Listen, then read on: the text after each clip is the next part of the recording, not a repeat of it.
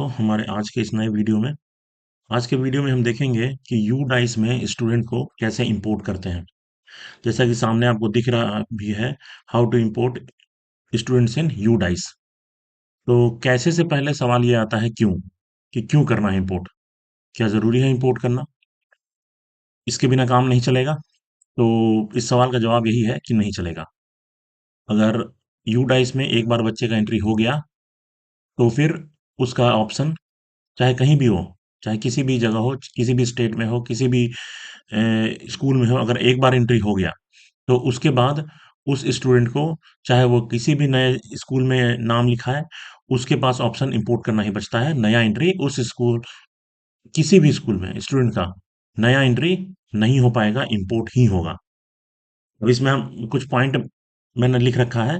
जैसे देखिए, अगर नया एडमिशन नए स्कूल में है, मतलब कि क्लास 6 में, 9 में, 11 में, ये 3 स्कूल जो है वो सरकारी स्कूलों में हम देखते हैं कि क्लास 6 में नया एडमिशन होता है, 9 में होता है नया एडमिशन और 11 में नया एडमिशन होता है। तो इन तीनों में तो इम्पोर्ट ही करना होगा। अगर पुराने स्कूल से नए स्कूल में बच्चा जा रहा है तो इम्पोर्ट ही करना होगा। इसके अलावा भी अगर आपने ड्रॉप आउट किया है, स्टूडेंट ने बीच में पढ़ाई छोड़ी है या बीच से ही पढ़ाई शुरू कर रहा है, किसी भी स्कूल में उसने किसी भी क्लास में नाम लिखाया है, तो पुराने स्कूल से उसको इम्पोर्ट करके ही आना होगा। ड्रॉप आउट करने के बाद 2-4 क्लास पढ़े, फिर छोड़ दिया किसी भी कारणवश, और जब नए क्लास में नाम लिखा रहे हैं, तो वहाँ यूडाइस में फिर आपको पुराने से इंपोर्ट करना होगा। दूसरा पॉइंट है, अगर स्टूडेंट का एंट्री आपके स्कूल में विदाउट आधार है और दूसरे में विथ आधार है, मतलब आपके पास एंट्री तो किया हुआ है, पिछले साल तक विदाउट आधार एंट्री हो रही थी, आधार मैंडेटरी नहीं था।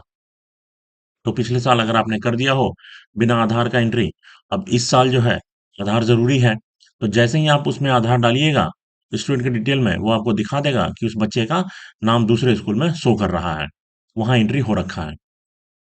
तो वहाँ से आपको इंपोर्ट कराना होगा बच्चे को, उसके अलावा कोई उपाय नहीं है। अच्छा, अब तीसरा पॉइंट ये है कि अगर स्टूडेंट सरकारी से प्राइवेट में या इसके अपोजिट प्राइवेट से सरकारी में शिफ्ट हो रहा है मतलब नाम लिखा रहा है, तो यहाँ भी हमें यू डाइस में बच्चों के एंट्री के लिए इंपोर्ट ऑप्शन ही चूज करना होगा। तो ये कुछ कारण है कि क्यों जरूरी है इंपोर्ट करना। तो चलिए अब देखते हैं कि इंपोर्ट हम कैसे करते हैं। ये हमारा डैशबोर्ड है, आप पहचानते ही हैं इसे। यहाँ देखिए, ये जो स्टूडेंट मूवमेंट एंड प्रोग्रेशन, इसके अंडर में ही इंपोर्ट का ऑप्शन है। इंपोर्ट मॉड्यूल में जाएंगे, हमें 3 ऑप्शन मिलते हैं, स्टेट, अपने स्टेट से, बाहर के स्टेट से, और ड्रॉप बॉक्स या इनएक्टिव स्टूडेंट से। तीनों पे हम एक-एक करके बात करेंगे। सबसे पहले हम आते हैं इंपोर्ट विद इन स्टेट। अगर हम जिस स्टेट में नया स्कूल है, उसी स्टेट में अगर पुराने स्कूल है, तो हम इस ऑप्शन को चूज करेंगे, गो करेंगे। यहाँ हमें स्टूडेंट का पेन नंबर पूछ रहा है और डेट ऑफ बर्थ पूछ रहा है। हमारे पास पेन नंबर है उपलब्ध, हम उसको यहाँ पे डाल देंगे, और डेट ऑफ बर्थ है 1/1/8, 1/1/2008। गो किया। अब यहाँ देखिए स्कूल का ये अनटैग दिखा रहा है, मतलब पुराने स्कूल से इसको हटा दिया गया है। यहाँ अगर अगर ये अनटैग नहीं है, तो इसका मतलब है कि हम उसको नहीं कर पाएंगे अपने स्कूल में इंपोर्ट। ठीक है, किसी एक अनटैग वाले बच्चे को भी हम आपको दिखाएंगे, हमें पता चल जाएगा वहां पर कि हम उसको नहीं कर सकते हैं, वहां पे एक्टिव दिखाएगा।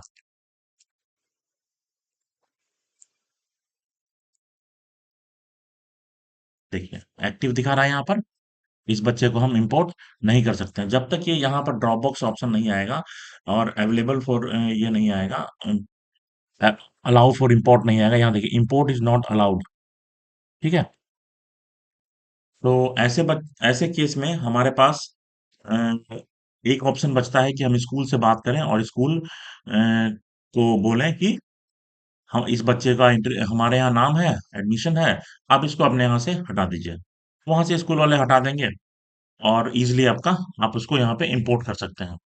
अब यहाँ पे हम क्लास 10 में हमें करना है, सेक्शन ए में करना है, और हमारा डेट जो है वो 30/7/23 है। क्लिक करेंगे इंपोर्ट पे, कंफर्म करेंगे, और सर्वर की वजह से थोड़ा सा दिक्कत हो रहा है। Can not be code school. Okay, ये हमने ये हमारा डेट 24 होना चाहिए था, हमने 30 कर दिया, इसीलिए पुराना डेट दिया, इसलिए पिछले साल का डेट दिया, इसलिए इसने इंपोर्ट नहीं किया। अब हम इसको इंपोर्ट करेंगे, तो ये इंपोर्ट हो चुका है। अब देखिए, अब इसको हम अपने लिस्ट में सर्च करेंगे तो ये बच्चा हमें अपने लिस्ट में मिलेगा। ये देखिए, ये आ चुका है।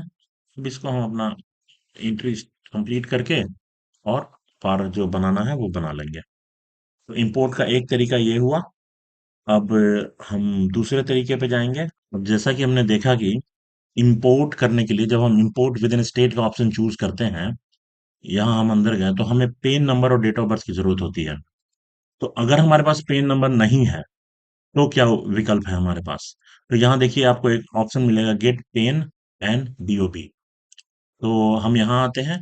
यहाँ आधार नंबर और ईयर ऑफ बर्थ से हम स्टूडेंट का पेन नंबर और डेट ऑफ बर्थ निकाल लेंगे। ये हम यहाँ पे एक स्टूडेंट है हमारी नाजनी खातून, जिसका आधार हमारे पास है और डेट ऑफ बर्थ हमारे पास है 2009 हमारे पास। मान लिया कि हम ये मान लेते हैं हमारे पास उपलब्ध है, लेकिन फिर भी हम मान लेते हैं कि हमारे पास सिर्फ ईयर ऑफ बर्थ है। ठीक है, वैसे तो हमारे पास ये है, डेट ऑफ बर्थ पूरा कंप्लीट है, लेकिन हम मान लेते हैं कि हमारे पास सिर्फ ईयर ऑफ बर्थ है। तो आधार नंबर हमारे पास है। अब हम चलते हैं यहाँ, हमने आधार नंबर यहाँ फीड किया, उसके बाद ईयर ऑफ बर्थ हमारा 2009। अब यहाँ से हम सर्च करेंगे, ये हमारे पास पेन नंबर उपलब्ध हो गया, और डेट ऑफ बर्थ देखिए 15/4/2009, सेम डेट ऑफ बर्थ हमें जो हमारे पास था वो हमें मिल गया।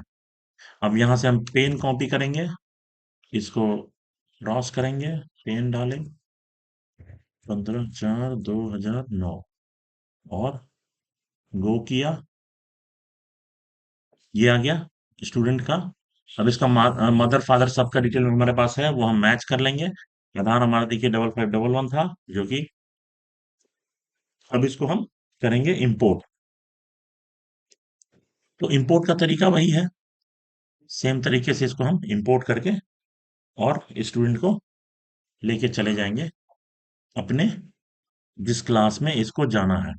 यहाँ देखिए, यहाँ क्या है कि ये एलिजिबिलिटी इसकी जो है 2 क्लासेस के लिए है, 10th के लिए भी और 9th के लिए भी। इसके एज के हिसाब से इसको 9th और 10th की एलिजिबिलिटी मिली हुई है, लेकिन हमें जो है ये स्टूडेंट जो है वो 10th क्लास में चाहिए, तो हम 10th चूज करेंगे, सेक्शन चूज करेंगे, और इसका जो एडमिशन डेट है वो एडमिशन डेट हम डालेंगे,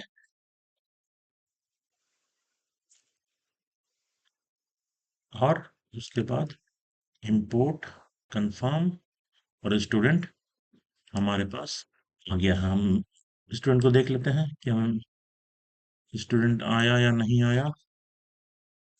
5511 स्टूडेंट आ चुका है। आधार इसका वेरीफाइड नहीं है, वो हम बाद में देख लेंगे। इंटरव्यू कंप्लीट करेंगे, आधार वेरीफाई करेंगे, अपार बनाएंगे, और इस स्टूडेंट का काम कंप्लीट हुआ।